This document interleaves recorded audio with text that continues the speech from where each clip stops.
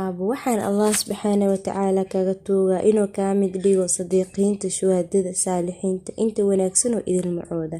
Waxaan Allah subxaanahu wa tacaala kaga baryayaa inuu Nabi Maxamed sallallahu calayhi wasallam aad ku kulantaan jannada.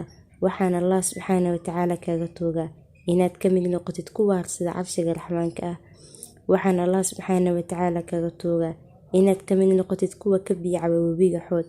waxaan Allah subxaanahu wa tacaala kaga tuugaa inuu raali ka noqdo. Aljannatu hiya daar allatii cuda Allahu fil aakhirati lilmuttaqiin. Jannadu waa daar xaq ah taasoo Allah u diyaarshay muttaqiinta. waxaana Rabbi subxaanahu wa tacaala kaga baryayaa inuu kaa mid dhigo muttaqiinta. yaa Allah min alxayi alladii laa yamuut. rabbiyow aabbahay u dembi dhaaf oo ka raali noqo. allahayow aabbahay kitaabkiisa gacanta midig ka siiye.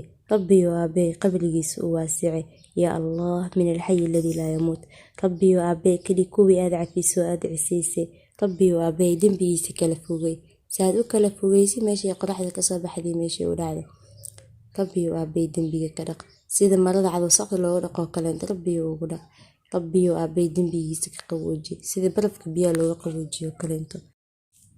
yaa Allah min alxayi alladii laa yamuut. allahayow aabbahay ka waraabi jannatu naciim jannatu lfirdowsa. rabbiyow kitaabkiisa gacanta midig ka siiye. rabbiyow ka mid dhig kuwa cuslaada maalinta qiyaamaha ah miisaankooda xasanaadka ah. rabbiyow aabbahay kuwa aad cisiisay ee aad u dembi dhaaftay rabbiyow ka mid dhig. allahayow u naxariisa aabbahay. rabbiyow aabbahay dembigiisa kala fogey saad u kala fogeysay meeshay qoraxda kasoo baxday meeshay u dhacda. rabbiyow aabbahay dembiga ka dhaq sida marada cad wasaqda looga dhaqoo kaleenta rabbiyow uga dhaq. yaa Allah min alxayi alladii laa yamuut. rabbiyow aabbahay dembigiisa ka qabooji sida barafka biyaha u qaboojiyaan oo kaleento. yaa Allah anta arxamu raaximiin.